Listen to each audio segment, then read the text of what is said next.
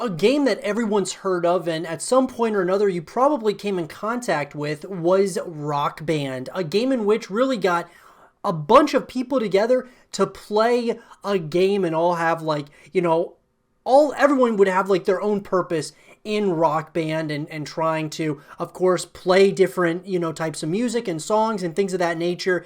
And each person had their own role to play, which was a very cooperative experience. Well, Rock Band, guys, we haven't seen a continuation of this franchise for quite some time. So in this first segment of the show, I want to talk about what happened to Rock Band.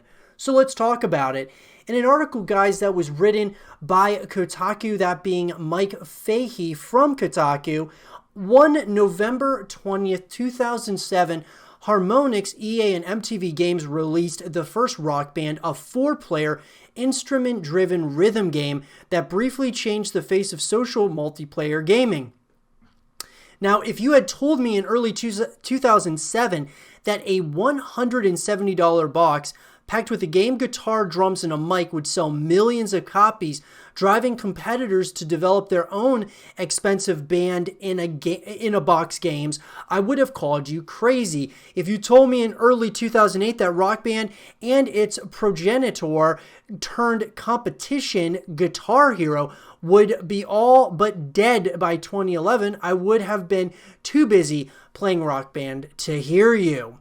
During the years following Rock Band's initial release, there was no better way to share music with friends than to get in front of a television and jam to Rock Band. It was at parties, it was at gaming conventions, it was at my local bar, drawing crowds almost as big as Sunday football. Not only did Rock Band and its ilk bring together friends and friends with friends, it connected players with music they otherwise might have never heard. Some of my favorite songs to this day, and that's so true. I mean, look, I think, just getting back here to this first paragraph, what's really important, guys, to understand is that, okay, 2007, you have a game that's selling millions of copies, and yeah, it was expensive, $170. Now, I never bought Rock Band myself. I did get Guitar Hero, never bought Rock Band, but I did have friends who bought it, and people loved this game.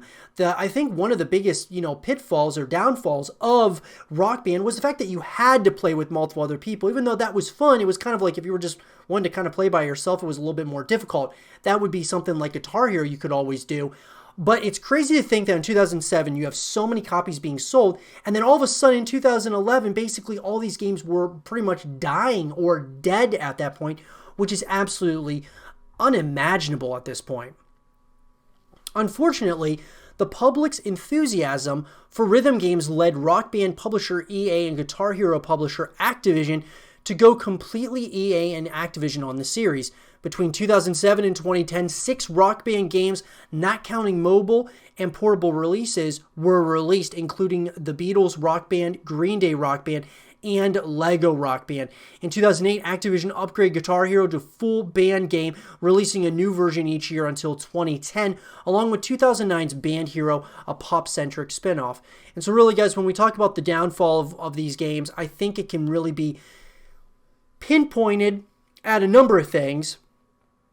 But one of the big things was the amount of games that they were making within these franchises. EA and Activision have a tendency to try to oversaturate things or just overextend what they're doing. Now, Activision has done very well with Call of Duty, making a new COD every single year. But with Guitar Hero, they were making multiple games each year, and it was just unsustainable. And I think the same can be said for Rock Band. It was just unsustainable, especially when you're asking $170 a pop for Rock Band as a whole. As genre oversaturation goes, it was pretty impressive. It's almost as if EA and Activision had teamed up to make people completely sick of band games. Harmonix released Rock Band 3 in the fall of 2010, and its sales weren't great. In fact, it was outsold that holiday season by another Harmonix game, Dance Central, a game exclusive to the Xbox 360's then new Kinect sensor. That's just plain sad. Still, Harmonix kept releasing new songs for Rock Band 3 until mid-2013. Harmonix brought back the series in October 2015 with Rock Band 4. It's a great band game, but it doesn't seem like a lot of people want that right now. It probably didn't help that Activision also released the first new Guitar Hero game since 2010 in the same month. Harmonix has been updating Rock Band 4 pretty steadily since its release, adding new game modes, online multiplayer support, and new music. Earlier this year, the studio released Rock Band VR, which Kirk Hamilton called the most fun he'd had playing Rock Band in years.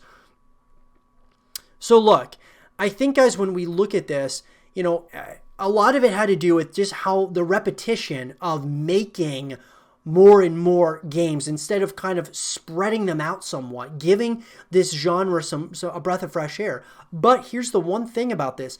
It was popular at one time, obviously now got oversaturated, and I now think that a lot of people would be interested in maybe coming back to this franchise on the next generation consoles and stuff, maybe trying Rock Band again or Guitar Hero. If they made those, or brand new IPs that are in the music genre, I think the next generation of consoles could definitely use something like a Rock Band or a Guitar Hero.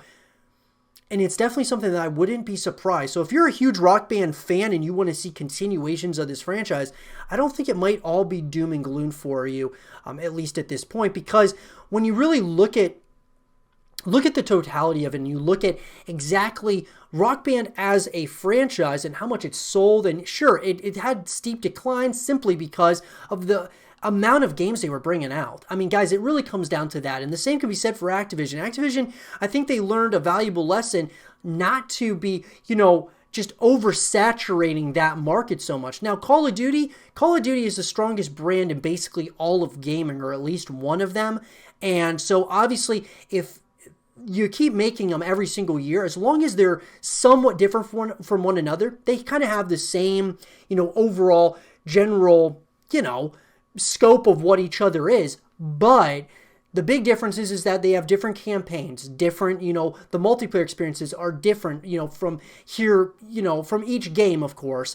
And with Guitar Hero and Rock Band, it was basically a copy and paste, but the only difference was just, different songs. So I think there needs to be a game that comes out, I think, on Xbox Series X or on the PlayStation 5 or whatever the case might be, and it should be a Rock Band or a Guitar Hero or a new IP, and the developer makes that one game. It's like a free-to-play game. All you have to do is buy the instruments or something, and then from there, you can go ahead and play it, and they just update it as time goes. That would be something that would be very interesting. And I think a Rock Band, guys, obviously that would be a little bit more complicated than like a Guitar Hero because of all the different instruments and the cooperative play. But I think that it's something that should be kind of brought back up at some point or another in the foreseeable future. But let me know what you guys think in the comment section below. Would you guys want to see a continuation of Rock Band or Guitar Hero? Let me know what you guys think. And for more Rock Band content and videos, stay right here with Zero TV.